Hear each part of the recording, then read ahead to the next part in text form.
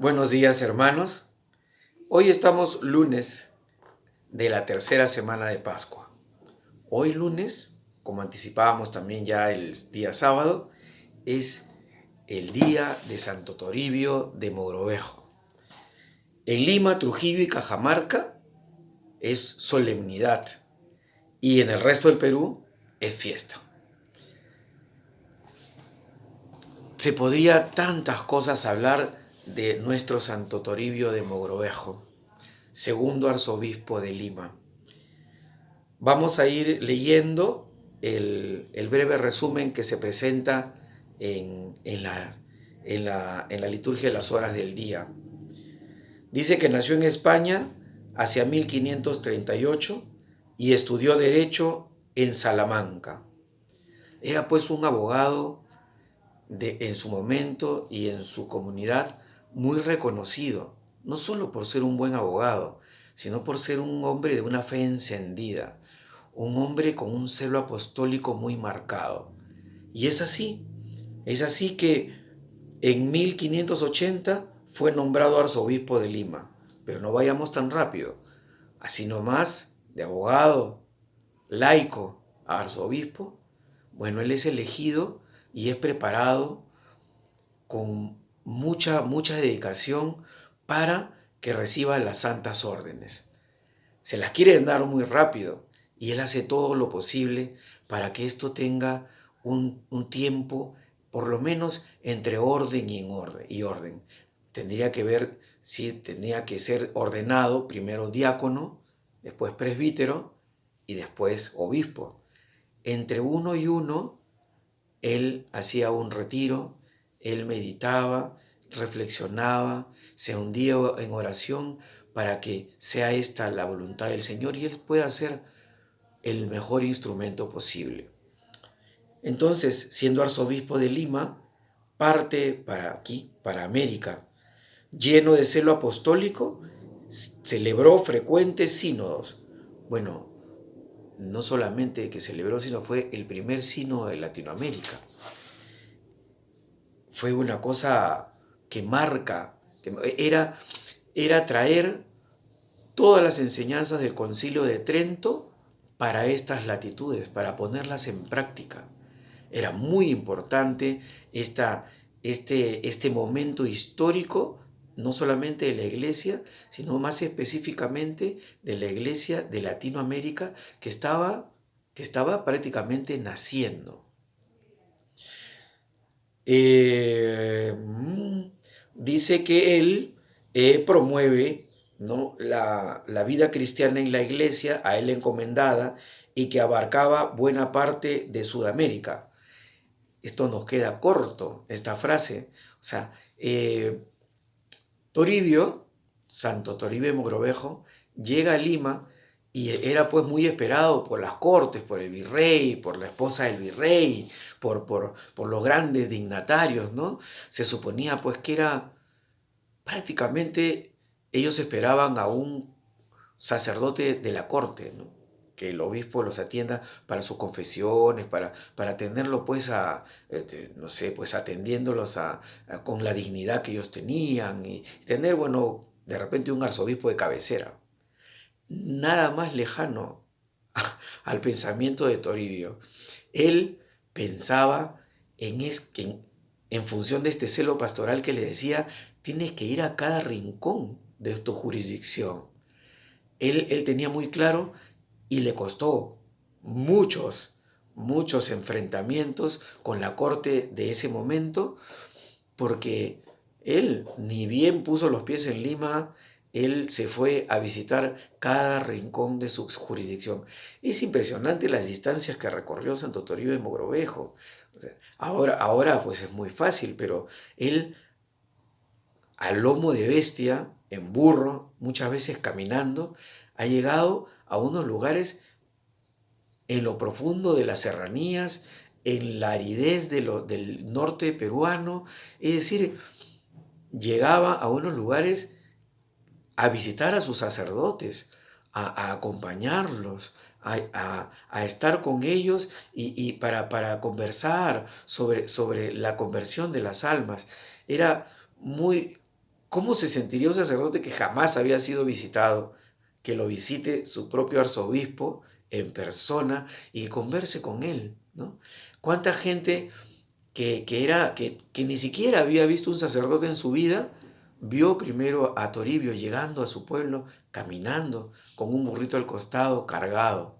Aquí hay una anécdota que, que dicen que él llegaba, bueno, con mucha gente que lo ayudaba, que en el camino iban acompañándolo, iba con un burrito cargado.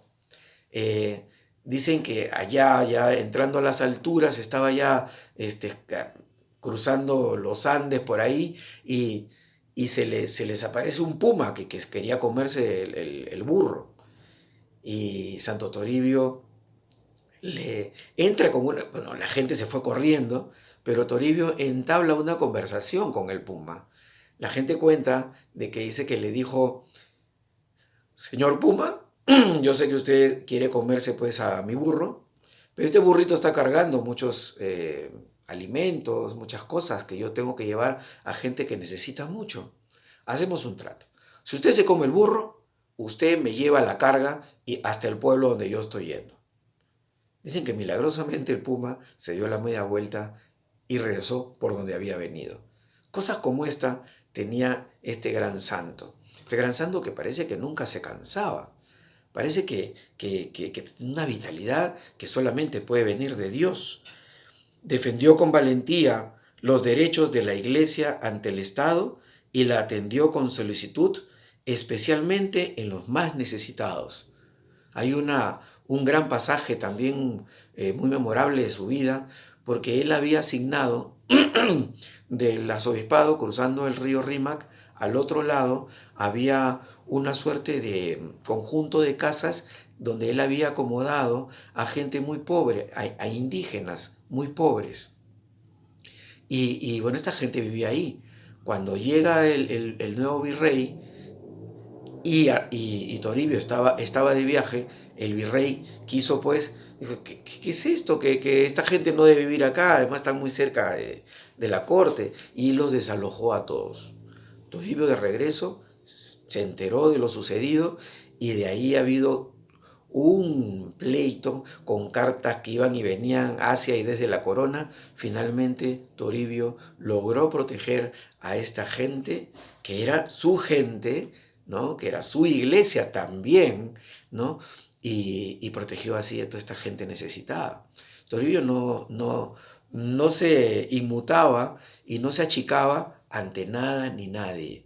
Primero estaban las cosas del Señor. Luego tenemos acá que dice que entregó su vida en agotadoras visitas pastorales, como le estoy contando, por sus inmensos territorios. Funda en 1591 el primer seminario de América. Averigüen qué seminario es. Sí, tienen razón. Es el seminario de Santo Toribio. Bueno, ahora lo llamamos así. En su momento fue el seminario de América, el primero, ¿no? Antes de hablar de su muerte, pues él estaba en en todos estos recorridos tan desgastantes, y bueno, pues su salud fue mermando. Antes de eso me acuerdo, y creo que es simpático contarles, que él tenía a su hermana que se llamaba Grimanesa.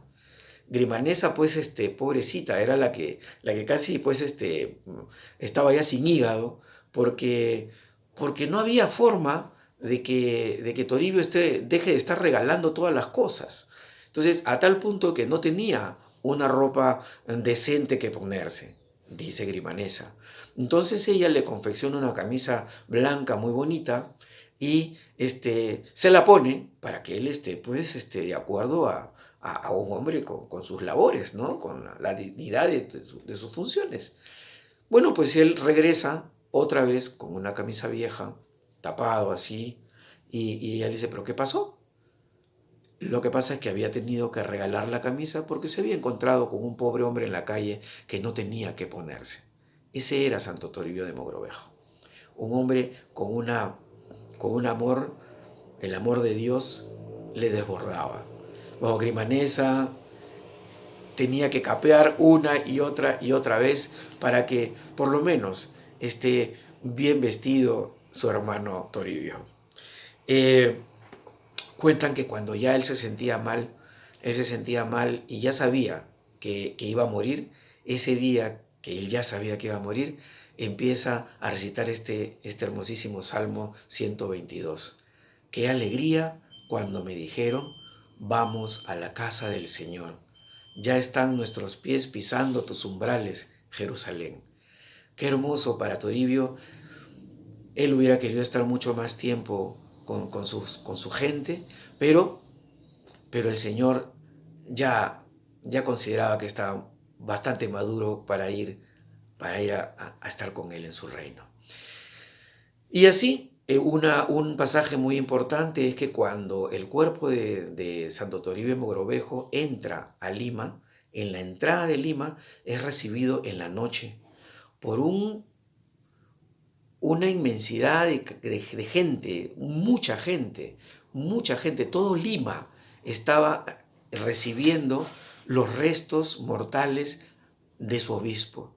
Y habían hecho como un camino con antorchas en la noche, y entra el cortejo, y el cronista que lo describe, que lo narra, dice que le pregunta a una persona cualquiera que estaba ahí con su antorcha y cantando y despidiendo y rezando por su obispo, y le dice, vamos, qué alegría que tienen aquí todos ustedes, pero qué cariño que le tienen, qué acogida que le están dando a él, con la tristeza obviamente de su fallecimiento, pero con tanto amor lo reciben.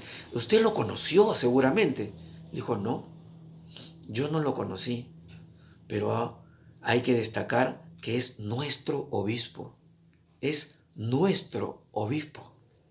por eso que lo recibo, porque ya las noticias de su santidad eran muchas. Pero qué importante, fíjense que San Ignacio de Antioquía nos dice en una de sus 7 cartas, en el siglo segundo, ¿no?, después de Cristo, todo con el obispo, nada sin el obispo. Es impresionante el sentido de obediencia, el sentido de fidelidad, el sentido de amor también que este gran santo infundió en la gente, y para que la gente también le retribuya con ese respeto, con ese amor, con ese reconocimiento que hasta hoy todos le tenemos. Yo solamente quiero, termino acá diciéndoles que en 1591, en 1606 es que fue canonizado, y fue canonizado muere en 1606, y fue canonizado en 1726. Es patrón del episcopado latinoamericano. Y aquí yo no quiero perder la oportunidad de leerles muy rápidamente esta lectura, que es del proceso de beatificación de Toribio de Mogrovejo. Este es un documento del Archivo Secreto Vaticano, Riti Proces, volumen 1581, ¿no? Dice, con el idioma del momento, o sea, ustedes van a ver que las palabras corresponden a esa época. En forma unánime y bajo juramento, los testigos declararon que el dicho señor arzobispo fue un prelado de grandísima caridad y amor de Dios. Fue de una vida santa e inculpable, con mucho celo de la honra de Dios y culto divino, procurando él que nuestro Señor fuese en todo servido y en nada se ofendiese.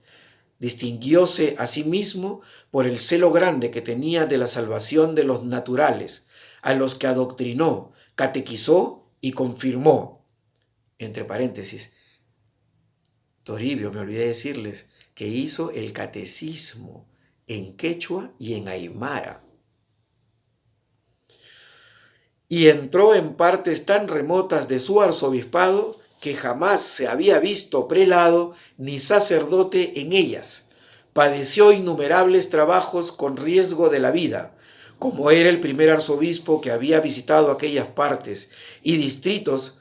Se espantaban los indios de verle, y a los principios huían de él hasta que él mismo los llamaba y acariciaba. Caminaba de día y de noche, sin descansar, muchas veces a pie largo tiempo, por ciénagas, por pantanos y caminos tan peligrosos que apenas a pie se podían pasar, careciendo de comida y de cama, en especial en las provincias de Chachapoyas y Moyobamba, Conchucos, Guaylas, Huánuco y Llanos de Trujillo. Todos los sábados y vísperas de fiestas se recogía a estudiar el sermón que había de predicar en la puerta de la iglesia, así en la lengua de indios como de españoles, y les predicaba sentado en una silla con un báculo en la mano, con grandísimo fervor, procurando hacer fruto en las almas. Tuvo gran fortaleza y constancia de ánimo y con ser humildísimo representó gravemente la autoridad episcopal, defendiéndola sin complacer a las potestades seculares con quiebra de su honor. Su ordinario lenguaje era loado sea el Señor. Sentía mucho que a los negros esclavos los llamasen negros y esclavos, y no por sus propios nombres, porque era en otra manera hacerles agravio. Conocióse en él tanto celo de la salvación de las almas, que por una pusiera muchas veces la vida, y así murió en la demanda de ellas. Descansó en el Señor el Jueves Santo, día 23 de marzo de 1606, en el pueblo de Saña, siendo de edad de 67 años.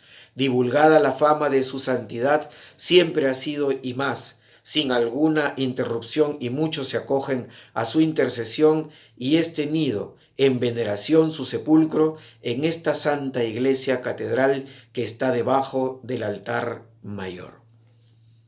Qué lindo, Santo Toribio de Mogrovejo, ruega por nosotros. Bueno, las lecturas de hoy son especialmente aquí, en Lima, Trujillo y Cajamarca, y en el resto del Perú, ¿no? Especiales. Pero también son muy propias para la Pascua. La primera lectura es del libro de Isaías. No quiero hacer muy largo ya el video, pero es aquel capítulo 6 en donde Isaías dice: vi al Señor sentado sobre un trono alto y excelso, la orla de su manto llenaba el templo. La orla, los flequillos de su manto llenaban el templo. Y vi serafines en pie junto a él, a cada uno con 6 alas. Con 2 alas se cubrían el rostro, con 2 alas se cubrían el cuerpo, con 2 alas se cernían, y se gritaban uno a otro diciendo: Santo, Santo, Santo, el Señor de los ejércitos. La tierra está llena de tu gloria. Temblaban los umbrales de las puertas al clamor de su voz, y el templo estaba lleno de humo. Y yo dije, dice Isaías: ay de mí, estoy perdido, yo, hombre de labios impuros, que habito en medio de un pueblo de labios impuros. He visto con mis ojos al Rey y Señor de los ejércitos. Y voló hacia mí uno de los serafines con una ascua en la mano, un carbón en brasa viva en la mano, que había cogido del altar con unas tenazas, y la aplicó en mi boca, y me dijo: mira, esto ha tocado tus labios, ha desaparecido tu culpa, está perdonado tu pecado. Aquí la parte central. Entonces escuché la voz del Señor que decía: ¿a quién mandaré? ¿Quién irá por mí? Contesté: aquí estoy, mándame. Palabra de Dios, te alabamos, Señor. Impresionante este pasaje de Isaías, impresionante la grandeza del Señor y cómo nosotros que somos no somos dignos, Él nos purifica con esta brasa ardiente. Y luego pregunta inocentemente Dios: ¿y quién? ¿A quién mandaré? ¿A quién? Señor, mándame a mí. Eso es lo que nosotros debemos de decir con todo el amor que Él nos infunde. Señor, aquí estoy, mándame. El salmo es muy bonito. La antífona: vayan al mundo entero y proclamen el Evangelio, que es el centro del mensaje de hoy. Qué importante. Esto en medio de esta solemnidad de Toribio Mogrovejo. En la segunda lectura, hermosísima, lectura de la primera carta del apóstol San Pablo a los Corintios. Hermanos, es cortito pero bien contundente, recomendado. Hermanos, que la gente solo vea en nosotros servidores de Cristo y administradores de los misterios de Dios. Ahora, en un administrador, lo que se busca es que sea fiel. Para mí, lo de menos es que me pidan cuentas ustedes o un tribunal humano. Ni siquiera yo me pido cuentas. La conciencia, es verdad, no me remuerde, pero tampoco por eso quedo absuelto. Mi juez es el Señor. Así pues, no juzguen antes de tiempo. Dejen que venga el Señor. Él iluminará lo que esconde en las tinieblas y pondrá al descubierto los designios del corazón. Entonces, cada uno recibirá la alabanza de Dios. Solo entonces, no ahorita. Aleluya, aleluya, dice antes del Evangelio. Vayan y ven, hagan discípulos de todos los pueblos, dice el Señor. Yo estoy con ustedes todos los días hasta el fin del mundo. Aleluya. La antífona antes del Evangelio. Ahora viene la lectura del Santo Evangelio según San Mateo. El último capítulo, hasta el último versículo, del 16 al 20, lo que curiosamente hablábamos ayer. La verdad que no había pensado en que lo íbamos a leer hoy día.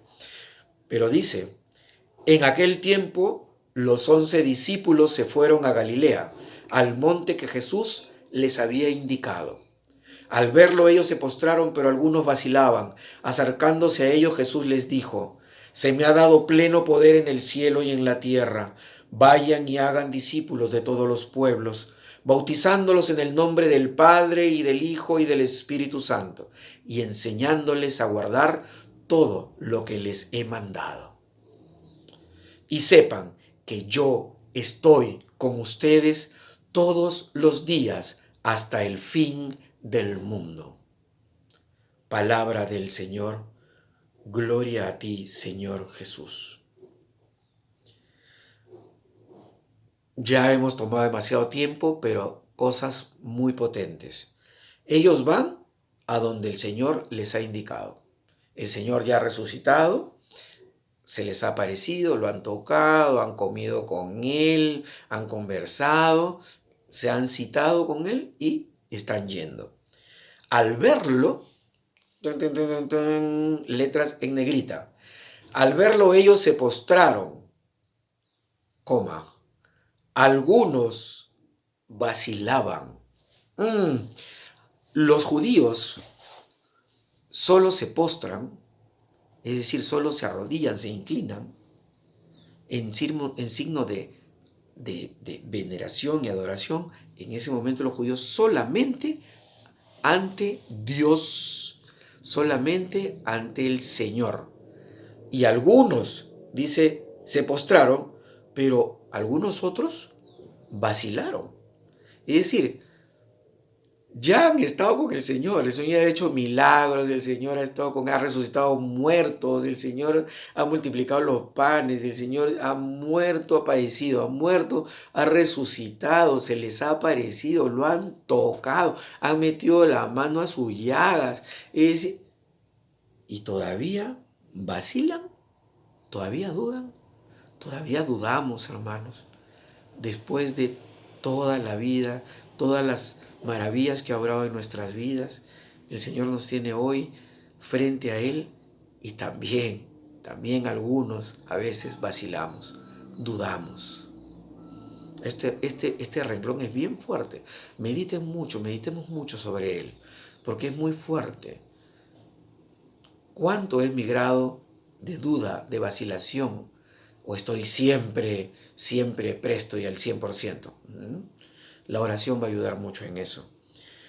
Acercándose a ellos, Jesús les dice: se me ha dado pleno poder en el cielo y en la tierra. Ya el demonio no tiene el poder, el mal no tiene el poder.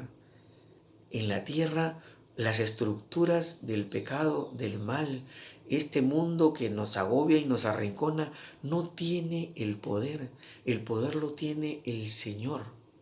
Se le ha dado todo pleno de poder en el cielo y en la tierra. Y les dice aquel encargo misionero: vayan y hagan discípulos de todos los pueblos, bautizándolos en el nombre del Padre, del Hijo y del Espíritu Santo, y enseñándoles a guardar todos los que les he mandado. Es el encargo para ti, para mí, para todos. ¿Cómo? ¿Cómo vamos a predicar el Evangelio? ¿Cómo vamos a contribuir al bautizo de todas estas personas que estén en contacto con nosotros? Romanos capítulo 12, siendo ofrendas vivas, que nuestra propia vida sea la predicación. Ya lo hemos dicho tantas veces. Y lo más importante, es tan cortito esta lectura del Santo Evangelio hoy, pero tan denso, tan importante, tan rico en significado, porque termina diciendo: no estemos tristes, no nos sintamos solos, jamás nos sintamos solos. Porque sepan, dice el Señor, nos dice esta mañana, que yo estoy con ustedes todos los días hasta el fin del mundo. Qué hermoso. Recemos nuestra oración del Espíritu Santo, que un ratito no la puse cerca, pero acá está. Oración al Espíritu Santo para pedir sus dones. Oh Espíritu Santo, llena de nuevo mi alma con la abundancia de tus dones y frutos. Haz que yo sepa, con el don de la sabiduría, tener este gusto por las cosas de Dios que me haga apartar de las terrenas. Que sepa, con el don del entendimiento, ver con fe viva la importancia de la verdad cristiana. Que con el don de consejo ponga los medios más convenientes para santificarme, perseverar y salvarme. Que el don de fortaleza me haga vencer todos los obstáculos en la confesión de la fe y en el camino de la salvación. Que sepa, con el don de ciencia, discernir claramente entre el bien y el mal, lo falso de lo verdadero, descubriendo los engaños del demonio, del mundo y del pecado. Que con el don de piedad ame a Dios como Padre, le sirva con fervorosa devoción y sea misericordioso con el prójimo. Finalmente, que con el don de temor de Dios tenga el mayor respeto y veneración por los mandamientos de Dios. Lléname, sobre todo, de tu amor divino, que sea el móvil de toda mi vida espiritual, que sepa enseñar y hacer entender, al menos con mi ejemplo, la belleza de tu doctrina, la bondad de tus preceptos y la dulzura de tu amor. Amén. Hermanos, hermanas, con el permiso del Señor, nos vemos el día de mañana, martes de la tercera semana de Pascua. Adiós.